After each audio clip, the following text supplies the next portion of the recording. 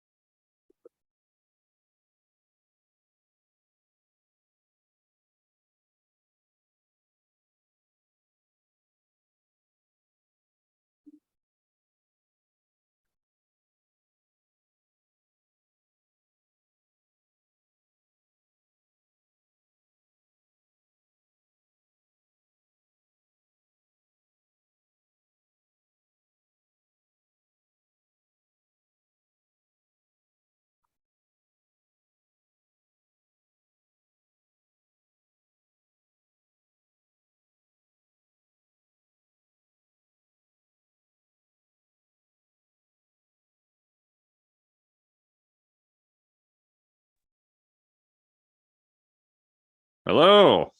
What's up, Mike? How are you? I'm good. How are you, doctor? Good, good. You're so funny calling me doctor. You don't have to, especially with you being a doctor as well. It reminds me of, was it Fletch or was it Spies Like Us, where they're like, doctor, Yeah, doctor. exactly. Where does it end?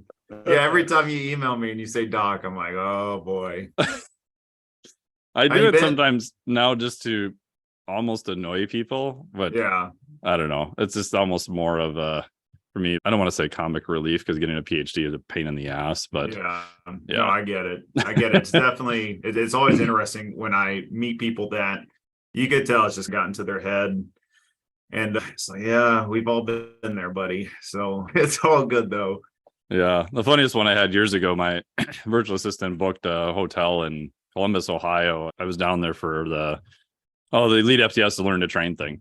Cool. And so I'm checking in and she's looking at the name and she's, oh, okay, how are you today? And you could see her looking down, trying to find my name. She's Mr. Nelson. Oh, Dr. Nelson. I said, oh, I'm good. And she's like, oh, what are you a doctor in? And I said, oh, I did a PhD in exercise physiology. She's, oh, you don't cut people up? And I'm like, no, I'm not a surgeon. She's, oh, and she looks so disappointed. She checks me in and she gives me my key. She's like, here's your key, Mr. Nelson. That's awesome. That's great. My wife, I tell people all the time, she constantly, if someone finds out I did a PhD, it's great and all, but they'll say, oh, Dr. Waldman, and Erica's, no, he's not that kind of doctor. He keeps me humbled. Yeah. Yeah. Thank you for doing this. I appreciate it. You got some great stuff going on now. I appreciate it. Yeah, thank you. You know, it's funny. I was listening to your podcast with Dr. Brianna Stubbs, and we run run in similar circles. We've never met or talked, but I've got some ketone work with Dom right now, and Brendan Egan, and Andrew Kutnick, and it was interesting because I was listening to that podcast, and she went off the radar for a little bit, especially with podcasts, and she mentioned that, and that's been me too ever since the PhD, wrapping that up. I had done some podcasts then, but it was just so brutal and I needed time to get a balance again. So I just went off the radar and got rid of social media and just recently started bringing that stuff back. You and I had talked about that, but so this was my first podcast in probably 5 years. So I think your podcast is just bringing everyone out of the woodwork. So that's cool. Yeah. People probably figured out in the podcast. One of the things I like is that I just get to talk to really smart people about questions that I have. Because like early on, I was kind of, you do the thing of, oh, who's a big guest and how do I get distribution? How do I do all this stuff? And then I realized like some of the interviews I was doing, I just didn't like them. I felt like it sounded like everything else. And eventually I'm like, I'm not making any money off this. I purposely chosen to have no sponsors. So nobody can tell me what to say or what to do. I'm like, I'll just talk to cool people that I want to know what they're doing. Great. That's awesome. And that's how it should be.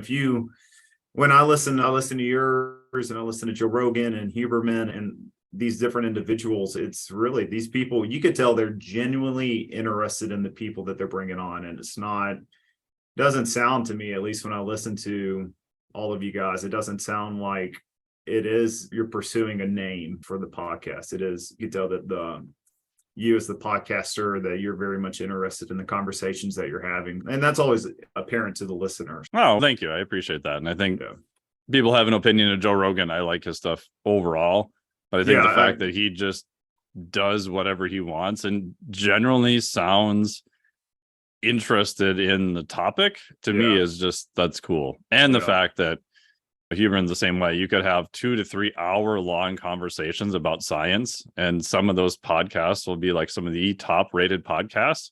Yeah, like that actually gives me a bunch of hope that people actually still care about science. I hope so. The podcast is really, I'd heard that science is primarily learned through verbal communication, and I agree that to be true, that is true. And to be able to talk, a lot of people aren't trained, you know this, but a lot of people aren't trained to read the research. They might just read the title and walk away with it, and that's what they're spewing. But when someone gets onto a podcast to listen to what we have to say, we're able to take that research that we've read and make it digestible for the wider audience. And that's what's so attractive to me to listen to podcasts or be a part of them, is it really is an ability that we've been trained in to get this information out to people and hopefully a way that they can use in a practical sense to improve their lives in some manner. Yeah. And it's a different skill set to go into something where you don't know a lot of the questions ahead of time,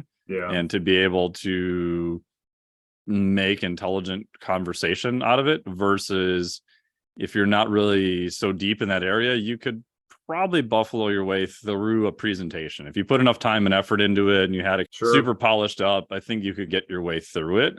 But I also think people now are able to disseminate that, and they look for, it's like the argument I made for years of like, why would I buy a CD, for example, of a live band? By definition, it's not going to sound as good as a studio, but you want to hear like those different interactions with the crowd. You want to hear the slight imperfections. You want to hear, oh, they did this solo just a little bit different. Like, I think humans want those types of slight imperfections and variability in the system. Absolutely. Totally agree. Yeah. Tell me about what I know you've got a couple of studies you're working on now. Did you want to talk about some of the ketone stuff first, and then maybe some of the metabolic flexibility stuff after that? Yeah, for sure. So I'm at the University of North Alabama. I'm the director of our exercise biochem lab. And our lab, I've got 3 doc students under me right now. So, yeah, it is. It's a lot, but mentoring them has been awesome. And then we've got a couple master students and then a ton of undergrads. But my lab is primarily, we've got obviously multiple faculty members, but my lab's primarily focused on 3 separate areas. Right now, it's astaxanthin is a big aspect, which probably we'll dive heavily into today. The exogenous ketone work, and those studies we're wrapping up right now. We've already wrapped up. We're actually writing on them. So I just had a meeting with Dr. D'Agostino and Dr. Egan and Dr. Kupnik, and they're all a part of this. So those all great dudes too. Oh yeah, brilliant. Super nice guys. Brilliant. Yeah. I was the primary variable in the. So we did some ketone monoester work in trained females, Division I trained females. So step beyond your typical recreational athlete. And we were looking at physical performance and cognitive performance. My big argument right now, based on a lot of the isotope work that's come out by Dear Love and some of these Howard and some of these other ones, is that it's clear that beta hydroxybutyrate is probably not a major contributor to muscle energetic demands, which makes sense because from an evolutionary perspective, BHB was likely elevated during periods of starvation, low carbohydrate availability. And so there's saturation kinetics with BHB, whereas when you start getting anywhere between like 3 and 6 millimoles, the muscle essentially like limits itself on how much it can take up. And that makes sense because if it could just oxidize all of that BHB, there'd be nothing left over for the heart or the brain. I would argue probably the greedy organs. That's right. A little more important maybe than muscle. So with Dear Love's work showing that regardless of the concentration of BHB, I think in that study it was like 2 and 4 millimoles, and then multiple intensities, cycling intensities, they looked at oxidation of BHB at the muscle levels only about 5%. So the argument then becomes, well, what's happening? Is it acting as a signaling metabolite? There's a lot of gene transcription, which is actually, to take a step back, the way I even got into the astaxanthin world was all of my interest in exogenous ketones and happened to come in their effect on the mitochondria. I came across astaxanthin and its impact on the mitochondria, and that led me down. So it's like same rabbit hole, but 2 different rabbits. And so I really fell in love with both of them. But again, going back to the ketone work, my thought was, well, all of those ketones, all that beta hydroxybutyrate is likely going to either the heart or the brain or both. And so I wanted to design a study looking at some cognitive measures. And so brought that whole team on. We wrapped up that work this spring. We've got 2 papers. In one paper, we induced mental fatigue, and we looked at several cognitive measures from low and high cognitive domains, task switching, incongruent flanker, your ability to decipher and inhibit certain stimuli, your reaction time, did that pre and post, following mental fatigue. We didn't find anything between the ketone monoester and placebo. That's obviously still, this is all in write-up right now. But the second paper that we did, where it's even more intense. We have all types of metabolic data and physical data, physical performance data. And then we've also got additional cognitive measures in that. found nothing between for the physical performance. There was no detriment, but no improvement.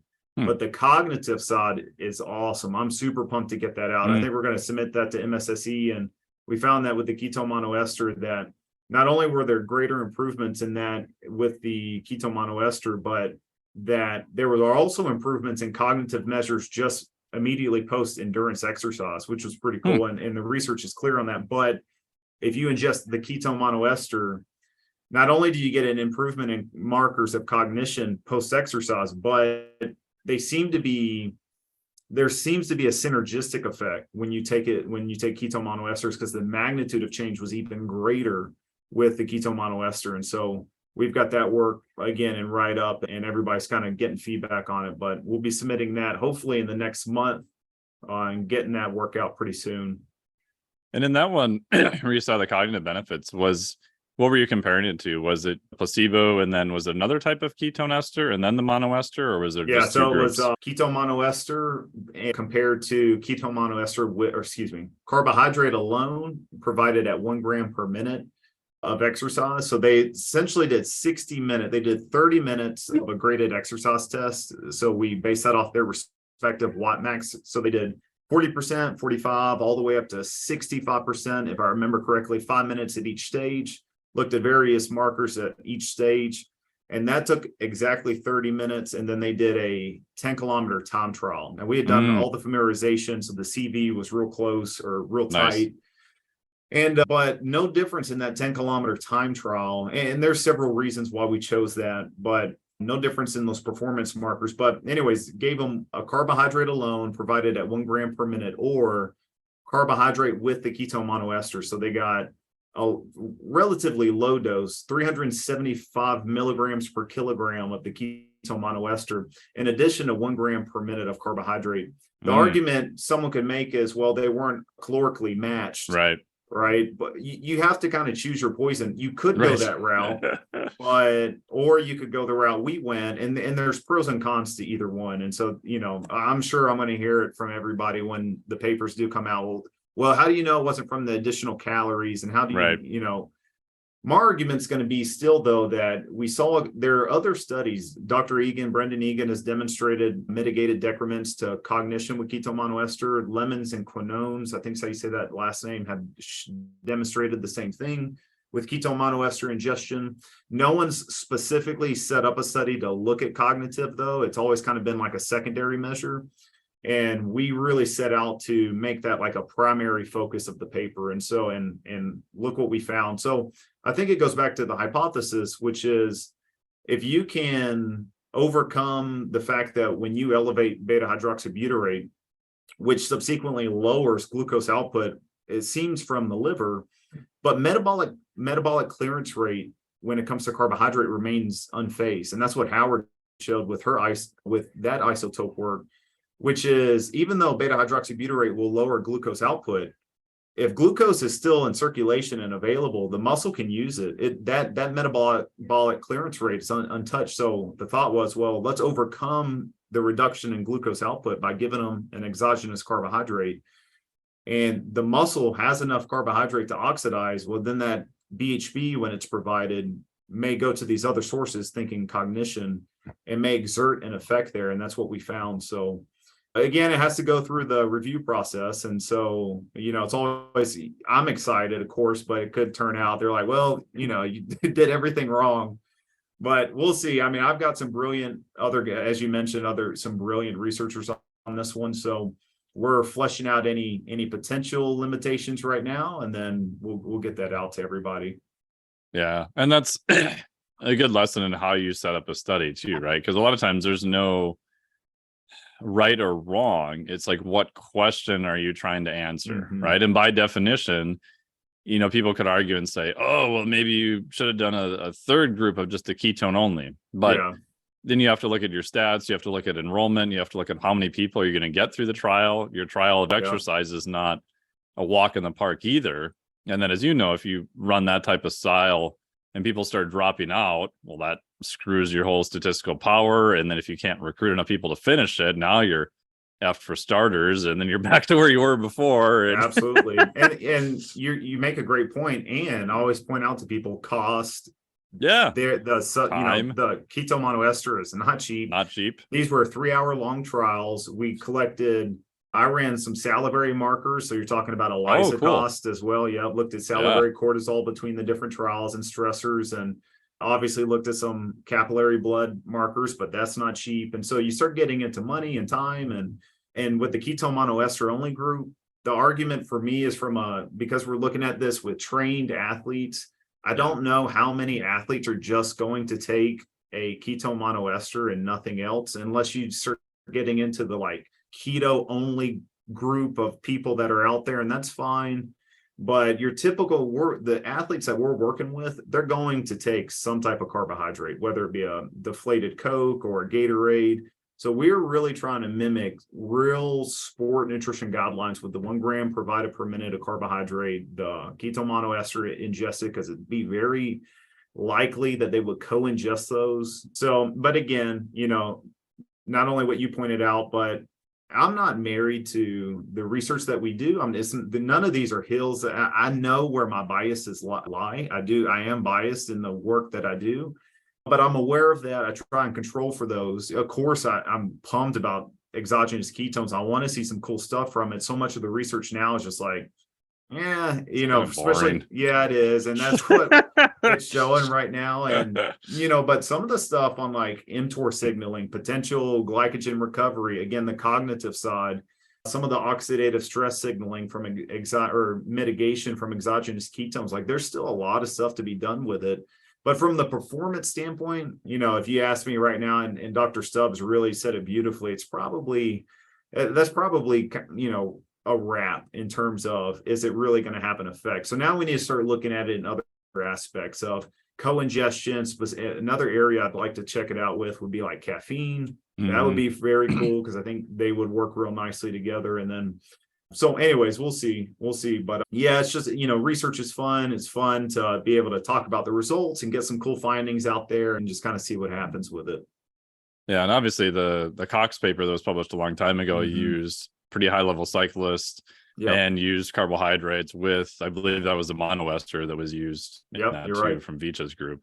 And again, they only saw, if I remember right, a 2% increase, but man, you could argue in that population, that's pretty damn significant, and in higher level athletes. I think Dr. Egan was the one who said, 2%, he gave a lecture at Ohio State, and he demonstrated that, someone would look at a 2% increase and say, well, it's not much of a difference. But when you're talking about almost Olympic style type Olympic level is huge. 2% is the difference. It was the difference in 10th place and second or third place. It's a huge jump. I mean, you're talking about the podium and not podium. So those were elite athletes that the Cox group recruited for that study. So, again, context is so important when you start talking about findings and methodology and whether something works or doesn't work.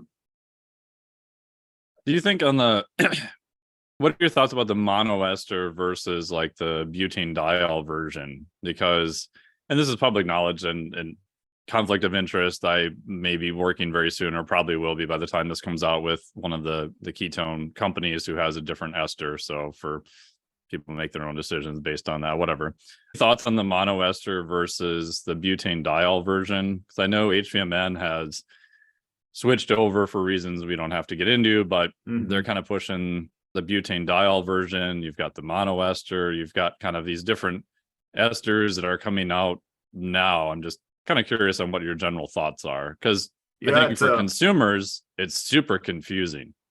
Right, because you hear ester, and I use the monoester early on from HVMN, and it tastes horrific. It tastes pretty bad. Yes, it does. And it's quite different from the butanediol version too. So right, it's a great question. I always go back to the mentors that I have and look at what they've done, and I'm looking at potentially doing some work. I've been put in contact with HVMN and potentially going to do some work with them in the next year or so. I haven't seen enough data to really have an opinion yet on if you should go one way or the other. I think we still need a lot of data on the different types of esters.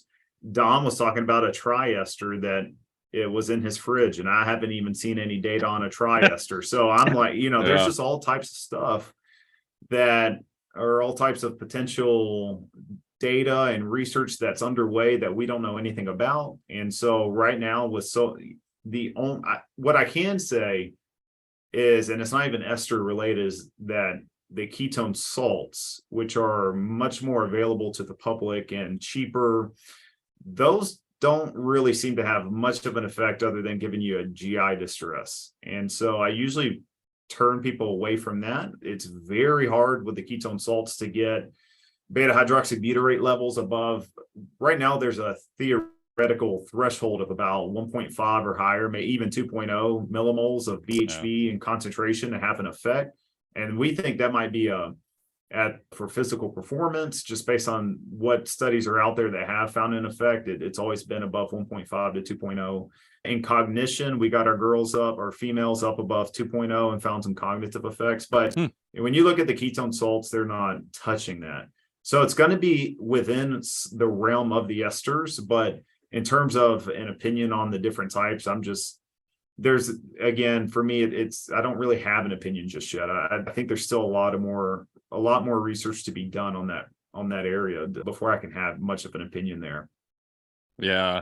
I always ask this question too. Any thoughts about the taste of them during the study? I did it wasn't published, but some stuff with the Carrick Institute where we had 3 groups. We had the ketone ester, and we were using the old monoester from HVMN at the time, fasted, and then a high carbohydrate day. So they would come in, do a 2K on the rower under those different conditions. And it was interesting because, again, anecdotal, not published data, but 1 or 2 people hit a PR on the fasted. No one hit a PR on the ketone group. However, we did a Stroop test and we tried to do just some really basic cognition type stuff and just RPE. A fair amount of people reported that they felt better, and some of the Stroop scores and some of the cognition stuff was a little bit better. And then most people hit PR on the higher carbohydrate day. We did that over a couple different groups, but even just getting them to take the monoester was quite interesting, because the faces that they made of like, what did you just make me do, were very interesting. It is extremely bitter. So when we were I pilot tested the taste along with some others, trying to figure out for the placebo, to figure out an appropriate placebo. And so it is very bitter, very acidic. I've heard people call it jet fuel. I don't know what jet fuel tastes like. I just know that the ketone monoester is, it is very hard to get down. With that said, we have been able to figure out placebos that mimic it to enough of a degree that when we do an exit interview with our subjects and say, which treatment did you get? More than half will usually either say they don't know or they guess wrong. And so that's pretty good. The way we've been able to do that is, the biggest one is it's called True Bitter Blocker that you can add to the ketone monoester. And I cannot remember the company. They're based out of Pennsylvania. Is it a masking agent for flavor houses use? That's exactly it. And we've been able to figure out that nice little balance there, add a little arrowroot to the placebo, give it kind of if you do too much, it's way too thick, but if you do just enough, the correct amount, it gives it kind of the same mouthfeel, and it's enough of a match between the two that are like in this past study we did for the spring, only 4 of the subjects correctly guessed the treatment. So that's still 4 out of good. We did 12 total, but so you're talking about a third. Yeah, but it is tough, for those who've never done it or tasted it. It is very, very, very harsh supplement to ingest. Yeah, I'll have to look to see what I know. Martin Gabalia just published a study on the ketone monoester, and I read it the other day again. I can't remember what they used for a placebo on it, but yeah, that is one of the downsides of doing those kind of studies for sure. Yeah. Oh, very cool. So what's up next for the kind of the ketone area? Are you still kind of looking more at cognition kind of after doing some type of physical tasks, I'm guessing? Yeah, I think, again, All right. So we know, yes, it's with cognition, and knowing that the ketone monoester is so expensive, it just is. It's very costly. If someone was to really incorporate it into their typical training routine. So one thing I want to check it out against and compare the two is against caffeine. Caffeine's very cheap. It's also bitter. So I think being able to match the two in terms of taste won't be too hard. And looking at this very cheap, well established ergogenic aid, even for the cognitive side, well established among a lot of military studies, and compare that to the ketone monoester. I think that's where the lab, in terms of the ketone work we're doing, that's where the lab's going to head. Again, that's where I was talking with HVMN about some research down the road. I think that's what we're going to look at. And then again, just going back to an earlier question, you said what else the lab was looking at. We're also involved heavily. I've got doc students on our astaxanthin, and then we're looking big time at some confounding / variables / influences on female substrate oxidation rate. So those are kind of like the three big metabolic flexibility, in a sense, if you want to call it that. I think, like yourself, I've expanded that thought a bit beyond just metabolic flexibility. There's so many other confounders that come in and impact that. But yeah, those are like the three directions of the lab right now. Interestingly, they all come back to mitochondrial health, which is really at the focus. If you said, hey, Hunter, what is the primary research? Like, if you had to sum up your research, what would it be? I would say I'm primarily interested in practical interventions, whether it be exercise, nutrition, mitigating stress, improving sleep, whatever it might be. And I'm interested in these practical interventions and how they might improve mitochondrial efficiency, mitochondrial health. And because our lab is so applied, yes, we can do a lot of different blood analysis, but I want to, again, to make it practical, I'm interested in just easy things. It might be just cardiorespiratory measures or cardiometabolic measures like blood pressure and body fat. But substrate oxidation rates is a big part of that as well. Just simply looking at, hey, how well do you burn fat and carbohydrate at different intensities? So that kind of summarizes what our lab is trying to accomplish, hopefully before I take the old dirt nap. We'll see. Oh, that's great. And obviously, we initially connected on you're in the Flex Diet Cert with the interview we did back in the day about metabolic flexibility and stuff too. So give me I'm super curious now. You said expanded thoughts on metabolic flexibility. So give me your expanded thoughts. I'm super curious. Yeah, I used to think of metabolic flexibility just as, and it still sticks to the name, which is how well your ability to oxidize either this substrate or this substrate, pending what the mitochondria or what you're exposed to, whether it be exercise or stressors, whatever it might be. And then that's kind of where it stopped for me at the time as a doc student. And now, later on, looking at metabolic flexibility, first off, the biggest question is, how do you quantify metabolic flexibility? That was being posed to me early on, not directly, but the questions I was getting asked, and I came to this thought myself, which was, what is considered metabolically inflexible? So if we go to the extremes, you could argue insulin resistance, type 2 diabetes. You could go to the other extreme though, and people will mention maybe like ketogenic diet as a way to become metabolically flexible. You can also make yourself metabolically inflexible, I would argue, if you follow that chronically, because then you essentially mitigate the glycolytic system.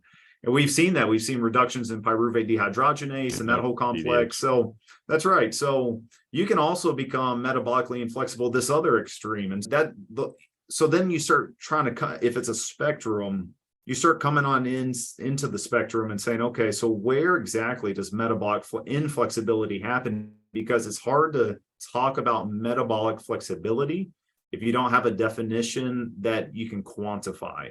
And so that's really where my brain, when I mean expanded, that's where I'm at now, which is, and it's not just looking at how well the mitochondria or the cell itself handles substrate oxidation, it being as a result of exercise, because that's where a lot of the early research was. Now it's expanded for me, looking at all the different type of stressors. So psychological stress, physical stress, looking at sleep. If in a then sleep can be a stressor. Someone could argue sleep could be a stressor. You're going, if you're getting enough of it. I know it's a restorative period, but 8 to 10 hours in a fasting state, you definitely can see transcriptional factors and enzymes and proteins like AMPK upregulated. AMPK is a stressor, a stress protein that in caloric deficits will be upregulated. So we can see some upregulation AMPK.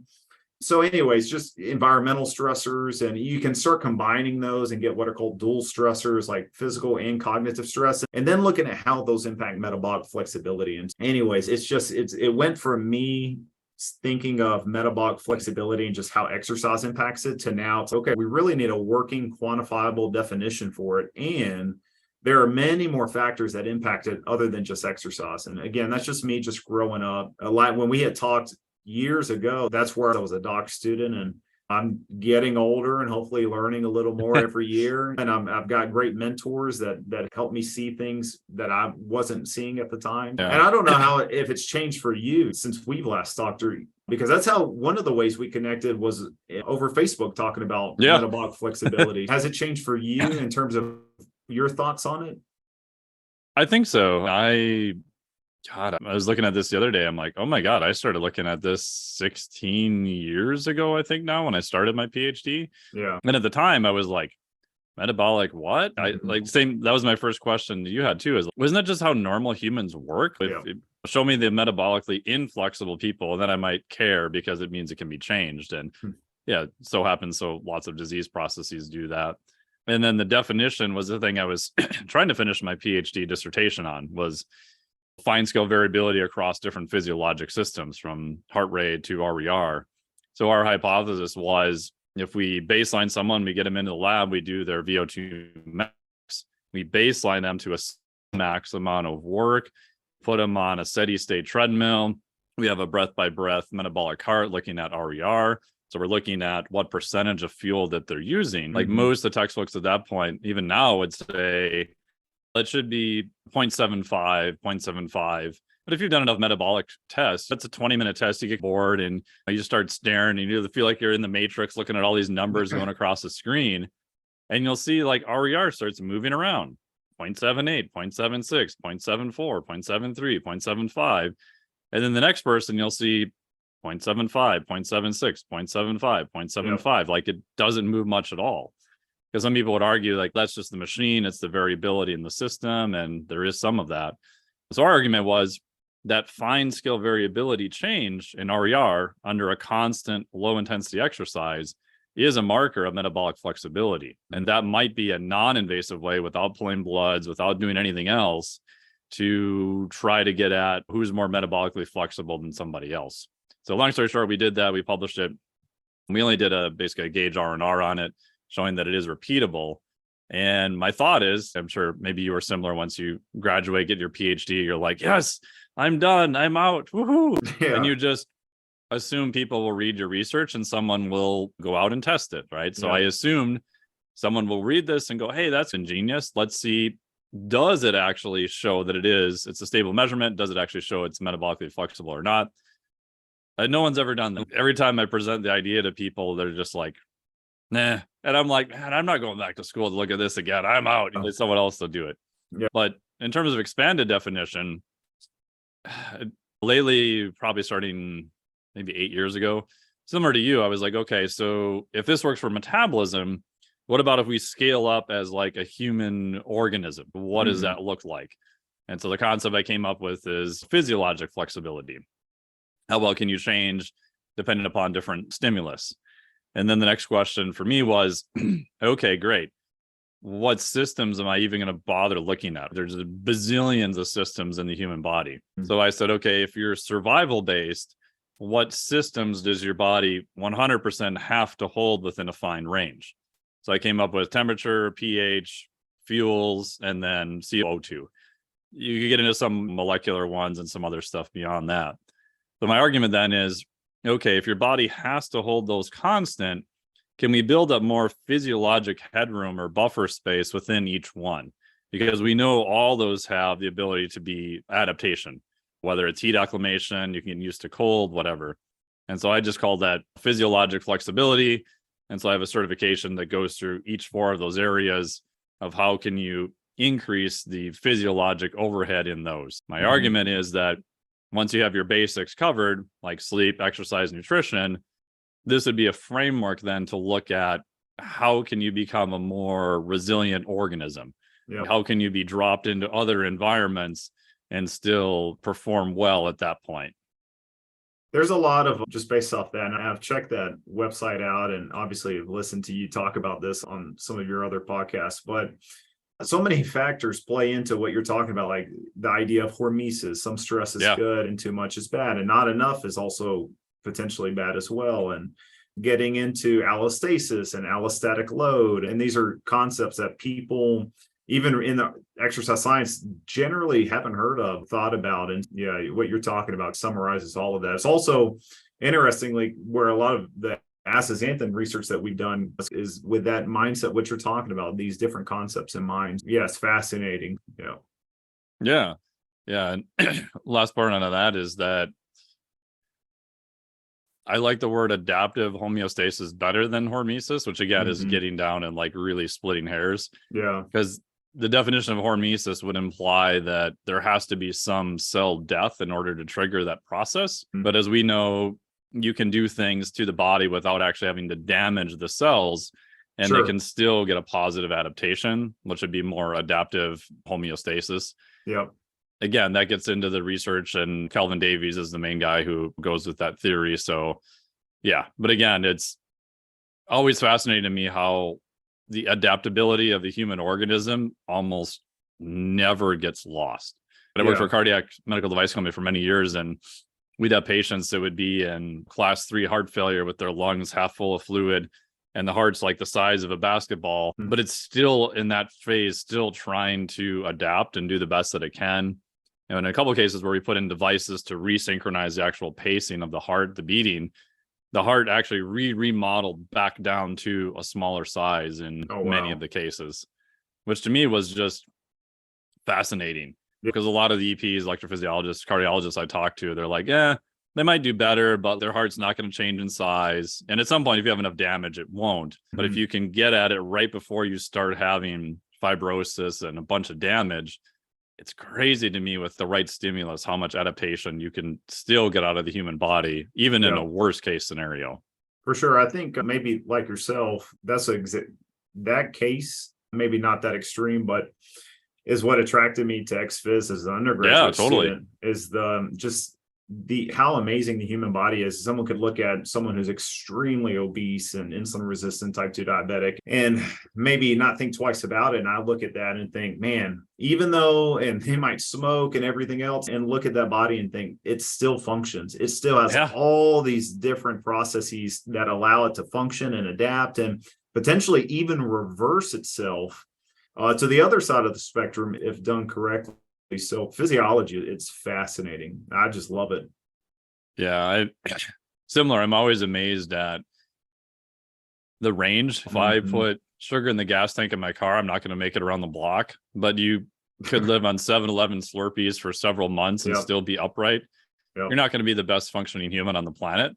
Or the other end of the spectrum where we talked about that 2% difference in elite athletes, like these minuscule changes make big differences on that end too. Just the range of it, or I just coined a term I call human dynamic range, is just fascinating. That's a good term. Yeah, I like making up terms now. I figured, screw it. I'll just make up my own terms and whatever. Keep doing it. I love it. I'm gonna have to make a list of them. I'll credit you when I use them. Yeah. So let's talk about astaxanthin. I started following some of that research. Oh man, maybe it was 10 plus years ago. I saw a talk. I can't remember the Japanese fellow at ISSN talking about astaxanthin related to eye fatigue. Oh yeah. And I was like, what? This doesn't make any sense. And the thought process was the muscles of the eyes produce a lot of reactive oxygen species because of how much work they're doing all the time. And that astaxanthin can help quench some of these free radicals. And so I started looking at it, and I found a bunch of really early rat or mouse data showing upregulations in fatty acid use. So at the time, I was really looking at supplements for how can we upregulate the use of fat for fuel related to metabolic flexibility, which Everyone's looking for better body composition, all that stuff forever.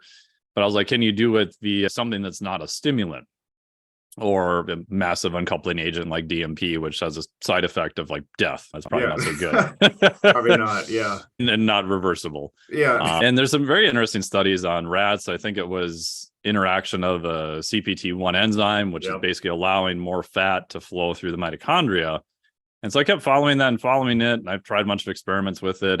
And then they had some human studies that came out that were like, not as impressive. And then I was kind of like, meh.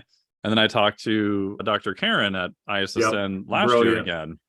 And she was telling me about all the new work they've been doing and some of the update of the studies. And I was like, oh, because it was one of those things where the research just kept accumulating, right? So you've been around long enough that you'll see people get super excited about a thing and there's a whole bunch of research and then it just drops off a cliff and no one ever looks at it again.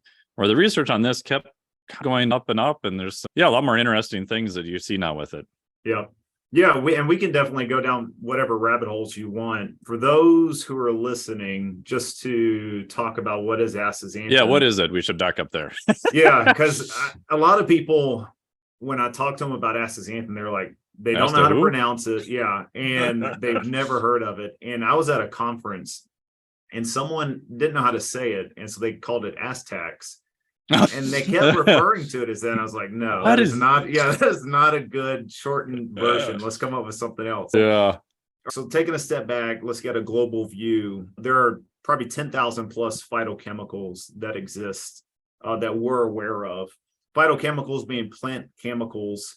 And most of these have some type of antioxidant properties. And it's very tough to talk about antioxidants without talking about oxidative stress or oxidative eustress and free radicals, and we can talk about that and give a quick overview of those. But these antioxidants, within that is a subclass of carotenoids. And we think there's probably, give or take, 1,000 different types of carotenoids. And within that subclass, for those who are unaware, carotenoids, they're different from other antioxidants. They're hydroxyl containing, which is oxygen and hydrogen. A lot of times they are converted into vitamin A, but they are pigments that give fruits and vegetables their color. So yellow, orange, red, anything, mangoes, sweet potatoes, carrots, tomatoes, anything that has those colors, those are the carotenoid families that are allowing them to have that color. But they are very powerful in terms of being able to prevent oxidation. Astaxanthin, almost I couldn't say it. Astaxanthin is unique in that it is a carotenoid, but it's not found in plants and fruits and vegetables. It's actually found in crustaceans like lobster and crab. It's found in soil. It is found in microalgae and yeast, and it's also found in salmon. And I've heard people make the argument, eat enough crab and lobster, and always have to stop them and tell them, if you've ever seen a lobster or a crab on the beach or in a tank, if you're going to eat one, they're not red.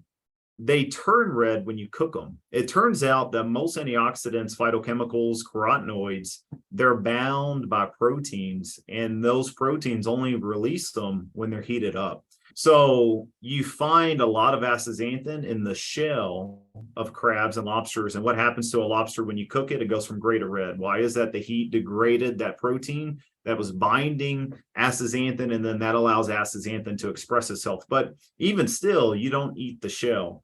So really the main place that you're going to get it, if you are going to get it naturally, not talking dietary supplementation, is going to be from salmon. Now, there's two different types there's all types of salmon, but there's farmed and wild. Farmed salmon has a gray muscle. And because people aren't attracted to eat gray salmon, they're fed pellets that have synthetic astaxanthin in it.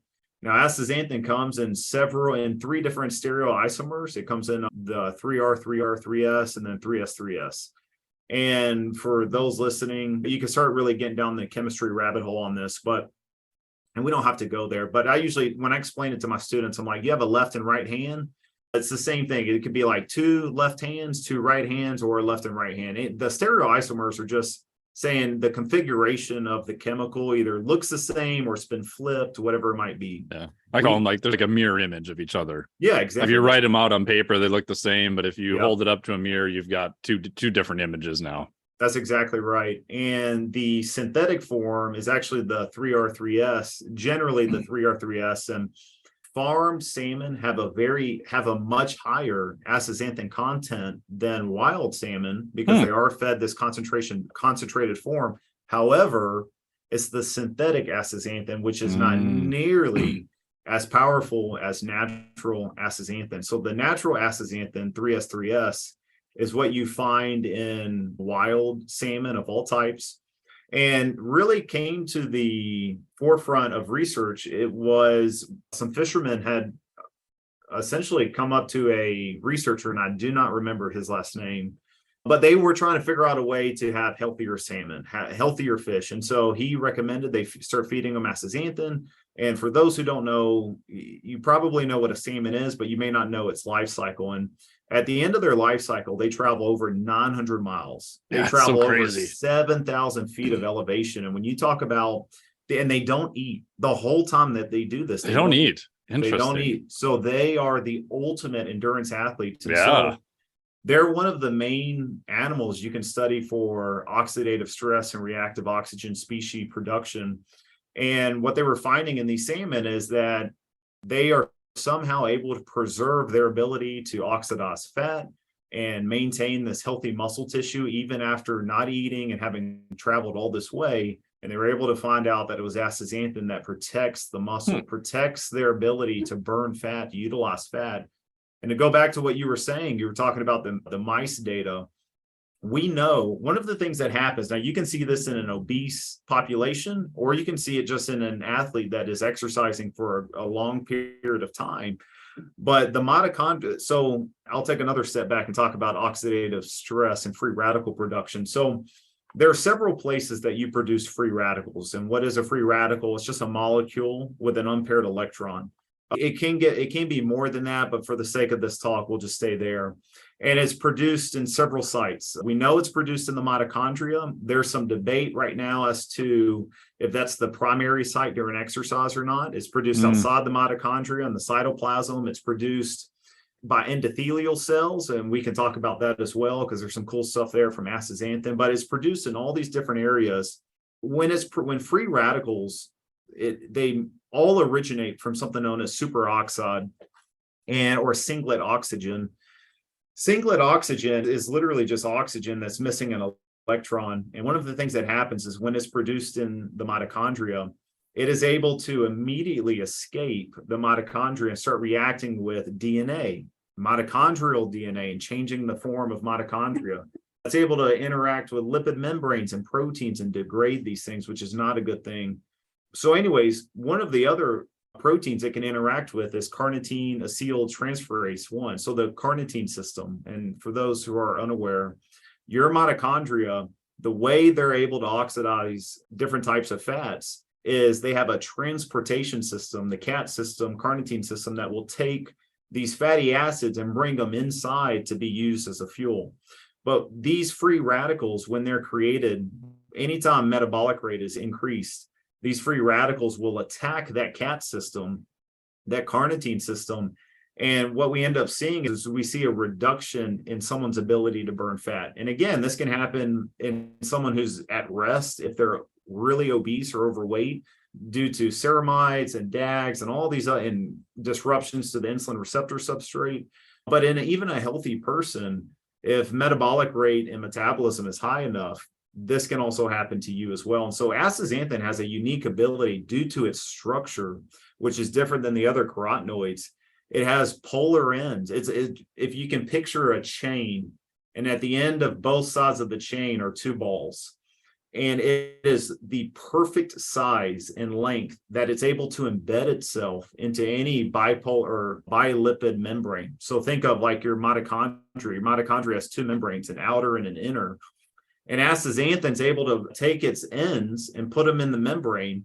And then it has this chain that connects the two ends that actually sits in between those membranes. And it can do that in cell membranes. It can cross the blood-retina barrier. You were talking about the ciliary muscles, which can control contraction and lengthening of the muscle or the eye muscle. It can cross the blood-brain barrier, and it increases its concentration and content in the hippocampus and prefrontal cortex. And we can talk about that. And so it's able to scavenge these free radicals outside of the membrane, inside the membrane, and on the inner membrane. And so usually if you take vitamin C, it's water soluble. It can only scavenge in the aqueous or cytoplasm section. If you take vitamin E, it's lipid soluble, so it's going to scavenge within the actual lipid area of the membrane. But astaxanthin is able to do it all, and it's got it's much more powerful than these other carotenoids. One of the problems with the carotenoids is that if taken in too high of a dose, they can actually go from antioxidants to pro-oxidants, which is an issue. And astaxanthin, we've not seen any negative effects from supplementation with astaxanthin. It doesn't appear to become a pro-oxidant even in high doses. And its ability to quench singlet oxygen, its ability to take on these high electrons, these high energy electrons, and mitigate free radical production is really impressive. And there's research that's come out in 2023, because one of the big things from the athletic community is whether or not taking antioxidants actually impairs exercise training adaptations. And we're not seeing that with astaxanthin. In fact, again, some of the 2023 data has demonstrated that its ability to upregulate mitochondrial antioxidants, glutathione, catalase, superoxide dismutase, is doing this through a transcription factor known as NRF2. We could talk about that as well. But it's not mitigating the training adaptations. There was a cool study that came out with HIIT and astaxanthin versus no astaxanthin, and finding a lot of cool adaptations in the HIIT group with astaxanthin, whereas the HIIT only group experienced, because it was so frequent, they actually went backwards. And this was a mouse model, but they went backwards due to excessive oxidative stress, and that was not experienced in the group with astaxanthin. So it's a really a phenomenal antioxidant. The more I study dietary supplements, the less I take. There's only a couple I take: whey protein, creatine, vitamin D3, and I've added astaxanthin based on what I've read and the research that we're doing. I've added astaxanthin 6 milligrams a day to my regular stack, and that's it. So it's interesting how that plays out. Too? Yep. So there's fish oil. Oh, man, I am a proponent of fish oil. There's an argument as to whether it should be fish oil or krill oil, and people may say, that was my next question. Yep. So if you look at the fatty acids that we're primarily focused on between krill oil and fish oil, it's DHA, docosahexaenoic acid, and EPA, icosapentaenoic acid. A lot of benefits to EPA and DHA. In fish oil, it comes in the triglyceride form, and in krill oil, it comes in the phospholipid form. And for those listening, it's like, what is he talking about? Just understand the phospholipid form found in krill oil. It's able to penetrate it. We'll say it's more bioavailable to the cell. Interestingly, there's research coming out now that shows that astaxanthin, when paired with fish oil, specifically fish oil, it seems to enhance the effects specifically for cognitive function. And that's really interesting. Now, the mechanisms are not known yet on that. Those have not been fleshed out. We just know right now that astaxanthin and EPA and DHA, when taken together, which makes sense because that's what you would find in natural salmon muscle. But when taken together, there's a synergistic effect that's happening there. And there's research coming out that's showing that the mechanisms are not understood. There's an argument of, okay, if krill oil is more bioavailable in terms of the fatty acids that are in there, and krill oil, it's red, it has astaxanthin in it, shouldn't we take that? And I always tell people, krill oil is made up of less than 1% astaxanthin. So yes, it is in there, but it's in such a small amount, I don't know if it's actually meaningful. So yeah, I think if going back to your original question, would I recommend fish oil? I think context dependent for sure, especially as we age and we know the data coming out on anabolic resistance and fish oil potentially being able to reverse that or enhance our ability, the anabolic signaling pathways, protein kinase B and mTOR. I definitely think that it's there. I'm not taking it yet, but when I talk to people, especially over 35, it's one of the main, or if they're suffering with any kind of dyslipidemia or cardiovascular disease markers or elevated inflammation, fish oil is one of the first things we get to talking about. Yeah, and that's for people really wishing to push the envelope. My recommendation for many years was, hey, krill oil, I agree the bioavailability is better, but if you look at the price and you look at the amount that you would end up with at the end, it becomes a little bit cost prohibitive, I think, especially when I've run blood spot tests on people and like their EPA DHA is in like the absolute crapper. They're just like so low. Their omega-6 is so high. I'm like, if you really want to push the envelope, take a bunch of fish oil and then just take astaxanthin separate was my go-to. And that's what I recommend as well. Honestly, the promising data with astaxanthin, to put it in perspective, we in general recommend individuals that study this, depending on the benefits that you're looking for, because it does change a little bit based on the data right now. If it's cognitive, if it's for eye health, skin health, or performance, it's going to range somewhere between 4 and 12 milligrams a day.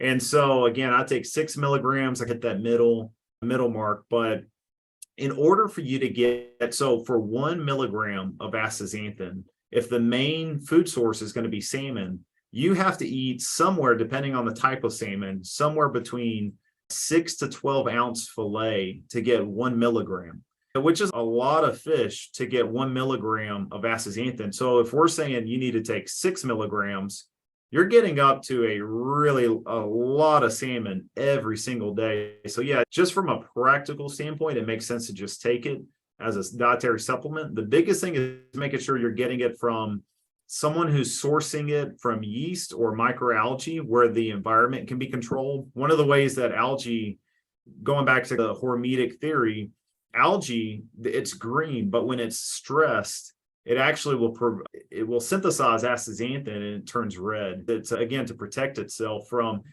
changes in pH, changes in temperature and acidity. So individuals that understand this, like Asta Real and Dr. Hecht, and that's part of her company that she works with as a scientific affairs manager there, and she's brilliant. They're able to control for that. Whereas most 95% of dietary supplements that are producing astaxanthin is the synthetic form. And we go back to the synthetic form, it's not nearly as powerful as the natural source that you can get from, again, microalgae, salmon. But yeah, definitely supplementing with it makes the most sense. It'd be very tough to get it from the diet if you were to eat that every day. And I would assume sockeye salmon, because they're more red color, would have more astaxanthin in it, correct? Yep, brilliant. Absolutely. It has, based on what I understand, it has the highest concentration of astaxanthin, of natural astaxanthin, but it's still, you still would have to eat quite a bit of it. Yeah, you still eat a ton of it. Yeah. Kind of like creatine. Yeah, that's right. Yeah, you can get it from meat, but you're talking like multiple pounds per day to get a couple grams. Yeah, exactly. That's a great comparison there. And I think astaxanthin, because it's incorporated into the cellular membrane, if you're looking for kind of a maximal effect, like creatine, you would need a loading phase of, would you say 4-ish weeks maybe or longer for it to accumulate into the body? Yeah, great question. The data so that's data that we need still in terms of, do you need a loading dose and how long does it take to saturate the actual cell itself? Because the data that we do have, we know there's acute data where people have ingested 40 milligrams up to 100 milligrams, no toxicity effects. But again, we're not really sure if you take 40 milligrams of astaxanthin, within about 8 hours, we see that we see that in the blood from the red blood cell. But that doesn't mean what you find in your blood or plasma doesn't necessarily reflect what's going on in the cell. Yeah. So we don't have the data as of right now to say you should or should not load it to get the mitochondria and cell membrane fully saturated. But we do know, based on the data that's out there, if you take anywhere from 6 to 12 milligrams a day, you can definitely start to see cognitive effects, skin health effects, metabolic and performance effects within 4 weeks. So there's clearly within about a 4-week time frame of just taking it, and that's no loading. I would not consider 6 to 12 milligrams a day a loading phase. And again, about that 4-week time frame, I can definitely start to see effects there. Interesting.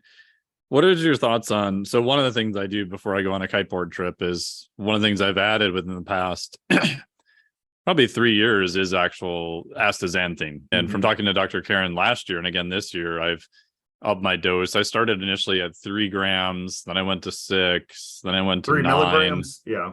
Yeah, 3 milligrams. Yeah. Now I might try the higher end, maybe 10 or 12. Yeah. And my thought process is that there may be some protection for UV potentially related to the skin, because I'm very fair skinned. Obviously, I still wear sunblock. I wear full clothes when I'm outside, but I'm kiteboarding down south, like staring at the sun for 5 hours at a shot.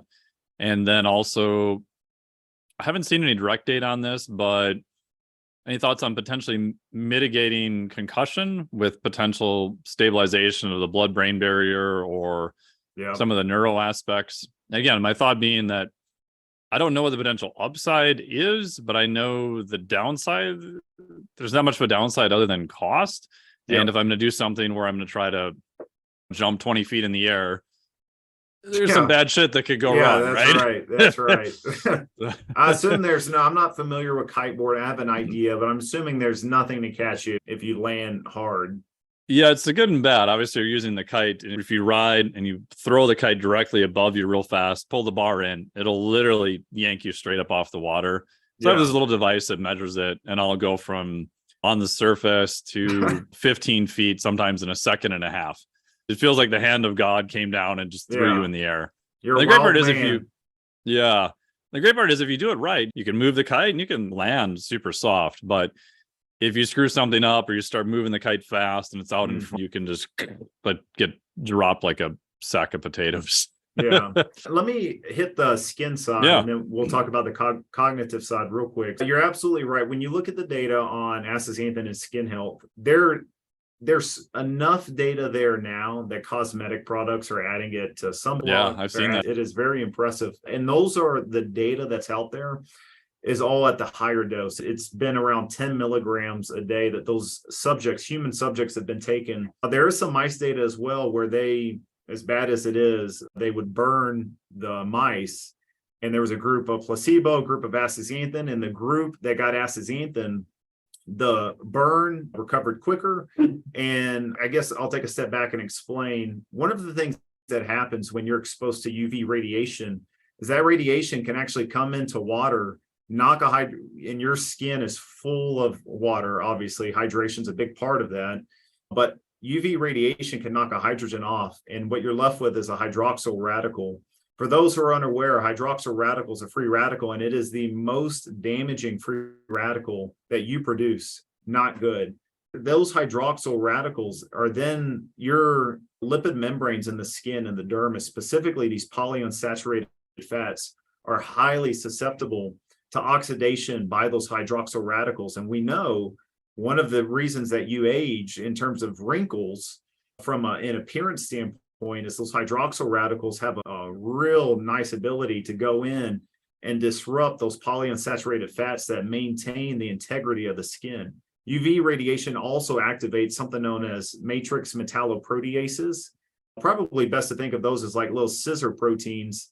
And what they do is they go in and they just literally just start breaking collagen down. And so there was a group, so I think it was 10 milligrams a day for 16 weeks. And then a group that got placebo or astaxanthin. And the group that got astaxanthin had their less wrinkles. And this was done by a dermatologist that looked at them and assessed them pre and post, but they had less wrinkles. The skin was more, what we'll say, rigid in terms of its ability to look tight. And we know that one of the things astaxanthin does as well is it increases what are called fibroblasts in the skin, which helps rebuild broken down skin. And then it also increases collagen synthesis. And so an earlier study I had mentioned about the mice being burned. The mice that had received these skin burns, the group that got astaxanthin had, not only did they recover faster from the skin burns, but there was less scarring afterwards as well. And so when they ended up what they call sacrificing the mice, going back and looking at them, there was significantly greater collagen in that skin compared to the placebo group. And so we know that astaxanthin has quite a role in terms of skin protection. But again, as you mentioned, it is at the higher dose. And then from a concussion standpoint, astaxanthin is one of the only nutrients that we're aware of that can cross the blood-brain barrier. You've got ketones, you've obviously lactate, glucose, a couple others, but astaxanthin can cross that blood-brain barrier. And so we know it saturates the hippocampus and the prefrontal cortex. Two reasons that's important. The hippocampus, because the hippocampus is highly susceptible. Again, the brain is filled with polyunsaturated fats. Talking about oxidation, you start getting in free radicals and inflammation, and you start to go down the rabbit hole of dementia, specifically the mitochondria within the brain. One thing that happens to them, so mitochondria are very dynamic. Obviously, you know this. They're able to grow if they're healthy and get really big. They're able to splice off aspects of them if they're dysfunctional. But when they become dysfunctional, they actually will turn into what are called donut mitochondria. And so they actually form, and they look just like a donut. That's not good. And in fact, in the hippocampus, you can see that taking place when someone is developing Parkinson's or dementia, or different types of dementia, but Parkinson's and MS. And astaxanthin has an ability to go in there and stabilize those mitochondria and prevent reactive oxygen species, mitigate inflammation, and keep aspects of the hippocampus healthy, keep the prefrontal cortex healthy. And the prefrontal cortex plays a significant role in your ability to coordinate movement, choose movements, and conduct any kind of, I would say, gross motor skills. And so from the concussion standpoint, I'm not aware of much data on that, but you were asking what were my thoughts on it. It would make sense to me that you would have, in my head, I would have probably have a couple things on hand. I would have astaxanthin I would have taken ahead of time, just because we know it can cross the blood-brain barrier. One of the things that happens when you are concussed is that blood-brain barrier breaks down. Its ability to oxidize certain nutrients also goes down. And there's significant inflammation that all of a sudden takes place within those cells. So astaxanthin, if it's already there and saturated, those mitochondria specifically would be able to mitigate that inflammation process. But I would also have some type of probably ketone on me, exogenous ketone, that I could take right afterwards. A lot of people, I think the NFL is a great example of this, of where they'll give individuals Gatorade after a concussion. And the problem now that we know is that all of that glucose, most of it doesn't cross that blood-brain barrier. And what does cross is probably increasing inflammation. And so beta hydroxybutyrate would have an opportunity there to help mitigate that inflammation from a concussion. And there is some data to demonstrate that. So I think that would probably, if I was a kiteboarder going 20 feet in the air, I think that would be my stack for that. Oh, that's cool. That's pretty much what I do. The only one that I've added is I'll bump my dose of creatine up to 20 grams a day. Great too. Some from Dr. Eric Ralston, we've had him on the podcast. Yep. And again, human studies are very hard to determine how much creatine will saturate the brain. You've got to look at MRS and some types of things, because animals are much easier to study invasively for those types of things. I do actually use a higher dose of CBD. There's some interesting data that it might be neuroprotective, and there's a rat study or mouse study where they disrupted the blood-brain barrier. In the group that had CBD, the blood-brain barrier stayed intact longer. So my thought being, not much of a downside there. Maybe there's some protection, because once, as you said, that blood-brain barrier opens up, man, you're into such a world of hurt now, because you've got all this stuff that was normally kept out coming into a brain that's already got high levels of inflammation, already has an energy crisis because glucose metabolism gets knocked offline. And now you've got even more inflammation, and it's a mess. And you're giving context to the listener, which I think is really important, because one of the things that you're saying, and I would want to reiterate, is you're talking about supplements that they only either have an upside or at least no detriment. And that's correct. Creatine. There's really no detriment. No detriment to creatine. Astaxanthin, there's no reported negative side effects to astaxanthin. CBD, I have to go with you because I don't know the research on that, but it sounds like no real downside effect to Not CBD. much. So the ketone monoester, expensive, maybe. Dr. Stubbs, though, really demonstrated that the ketone ester in general has very little GI distress. So really, you can throw that out the window. Other than expense for the ketone ester, then really no downside effect, negative effect there. So anyways, just to the listeners, it's important that you walk away with the supplements that we're talking about right now. They either have an upside or at least no detriment to performance or metabolic health or cognition. And that's really important to me, because that's when I'm talking to other people about it, You have to weigh the pros and cons of whatever you end up ingesting. Yeah, and definitely ketones. I've got all different types of ketone esters in my bag. I leave them in my car.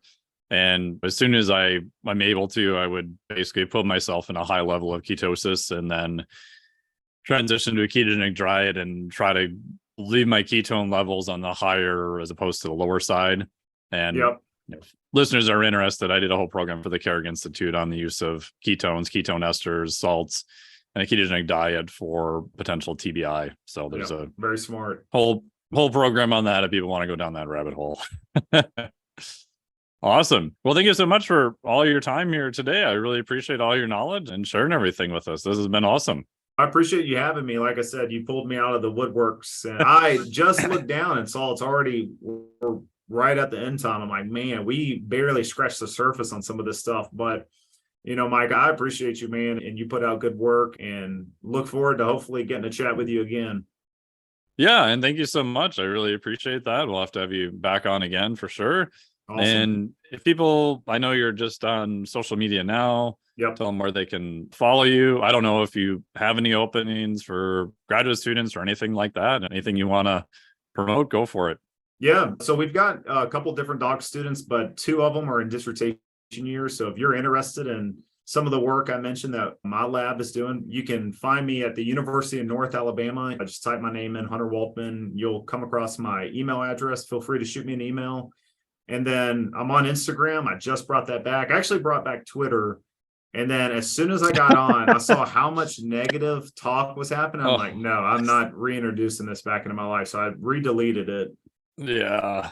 I tried. I got my profile back just to say I got it back because then I kept getting banned for no apparent reason. And I have it now. And I've been trying to limit my social media, at least consumption of it. Yeah. And Twitter is still, I don't know, man. It's just dead last on the list. I know a lot of researchers are on there, but when I try to look this stuff up, I don't find any value added for myself personally. But yeah.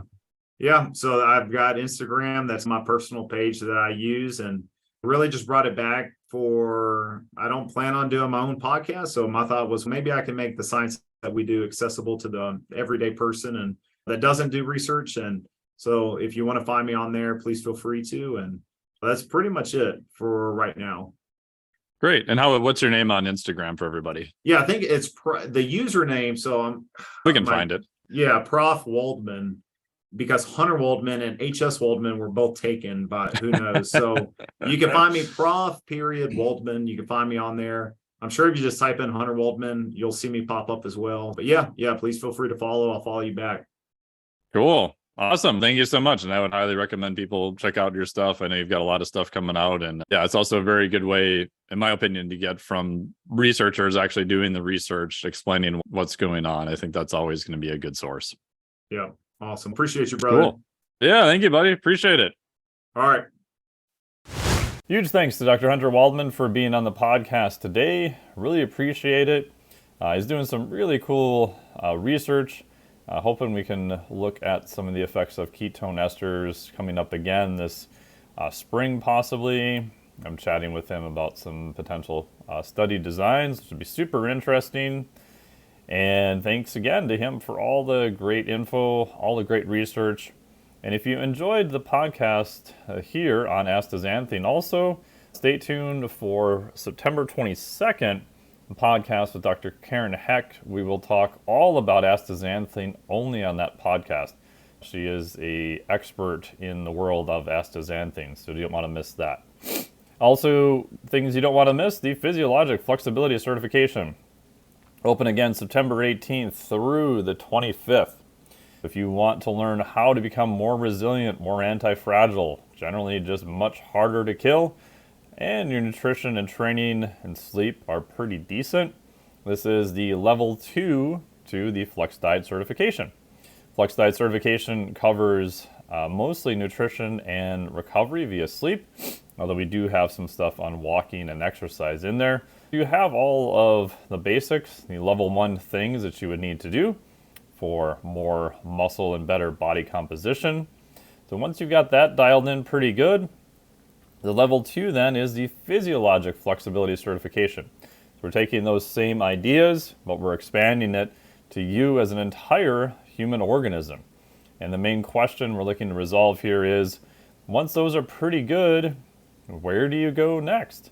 Do you purchase a red light panel? Do you get supplements? Do you do hours and hours of zone 2 training? Because that's the thing. It gets to be very confusing. And there's lots of, I'd say, sub-niche programs in this area. There's some great stuff on breathing. There's some great stuff on temperature adaptations. But the reason I created this was I didn't find anything that pulled all of those 4 areas together in a system that makes sense based on actual research. When I was creating this certification, I think I ended up reading, well over 350 studies. So a bunch of them, sadly, never made it into the certification because they didn't fit. But it's actually based on real science. And the cool part is you'll learn about the theories, you'll learn about the specifics, and it's broken down so you will know exactly what to do with that information. I found a lot of certifications, they tell you some good info, but you're left with kind of vague notions of what do you actually do with it this time. And here you'll know exactly what to do with it, and similar to the Flex Diet certification, it is led by what will be best for yourself or for the client. So it's a flexible approach. So go to the Physiologic Flexibility certification at physiologicflexibility.com.